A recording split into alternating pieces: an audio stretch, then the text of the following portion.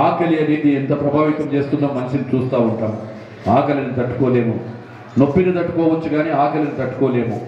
ఈ యొక్క ప్రభుత్వం, కూటమి ప్రభుత్వం 475 కాలేజీలలో ఇంటర్ విద్యార్థులకు భోజనం పెట్టాలని చెప్పి ఉద్దేశంతో ఈరోజు ఈ కార్యక్రమాన్ని, ఆర్థికంగా ఎన్నో ఇబ్బందులు ఉన్నాయి రాష్ట్రంలో. ఈరోజు ఆ వైఎస్ఆర్ పార్టీ ప్రభుత్వం వదిలిపెట్టిపోయిన అప్పుల బాధ ఒక దిక్కు, రాష్ట్రం సర్వనాశనం అయిపోయింది.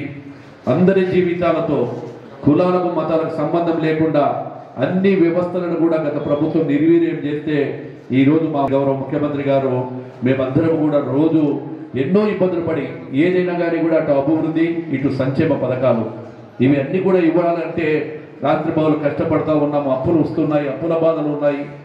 అభివృద్ధి చేయాలి, అటు రైతులను ఆదుకోవాలి, ఇటు విద్యా వ్యవస్థను కాపాడుకోవాలి. వీటన్నింటినీ కూడా సరి చేసుకుంటూ మీ అందరి ఆశీర్వాదంతో మేము ముందుకు పోతా ఉన్నామని కూడా తెలియజేస్తా ఉన్నాం. ఎందుకంటే టర్నింగ్ పాయింట్ జూనియర్ కాలేజీలో ఇప్పుడు మీరు వ్యసనాలకు ఏ దానికి కూడా అలవాటు పడకండి. కష్టపడి చదివే వారికి ప్రతిఫలం ఉంటుంది, కష్టపడిన వారికి ఫలితాలు ఖచ్చితంగా కూడా దక్కుతాయి. కూడా ఎంతో మందిని చూస్తూ ఉన్నాం.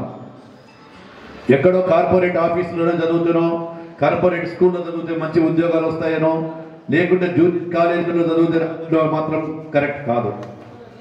మీరు చదివే శ్రద్ధ, మీ అధ్యాపకుల మాటలు ఎప్పుడైతే వింటారో అప్పుడు వారి భవిష్యత్తు ఉంటుంది. స్నేహితులందరూ కూడా మీరందరూ కూడా ఒకసారి ఆలోచన చేసుకోండి. ఇదే విధంగా విద్యతో ఎంత సమానమో దాంట్లో క్రీడల్లో కూడా రాణించాలి.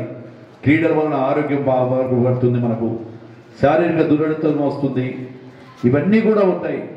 ముఖ్యంగా క్రమశిక్షణ కలగాలి. ఎప్పుడైతే మనలో క్రమశిక్షణ పెరుగుతుందో ఆ క్రమశిక్షణనే నిన్ను తీర్చిదిద్దుతుంది.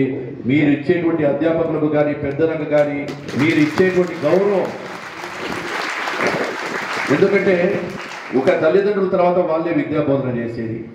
మీరు రాత్రి ఇంటికి పోయి పడుకున్నాక ఎంతసేపు ఉంటారో లేదో కానీ ఉదయం నుంచి సాయంత్రం వరకు మీకు తల్లిదండ్రుల కంటే ఎక్కువ చూసుకునేది మీ యొక్క అధ్యాపకులే. అంటే దాదాపుగా 8 గంటల పాటు, 8 నుంచి 9 గంటల పాటు మిమ్మల్ని చూసుకుంటూ ఉంటారు. కాబట్టి వాళ్ళు చెప్పిన ప్రతి మాట మీ జీవితాన్ని మలుపు తిరుగుతుంది. ఎప్పుడైతే వారు చెప్పిన మాటలు కానీ, వాళ్ళు బోధించిన విద్యను కానీ మీరు నేర్చుకున్నారో ఖచ్చితంగా మీ విద్యకు కూడా ఖచ్చితంగా కూడా ప్రతిఫలాలు వస్తాయి.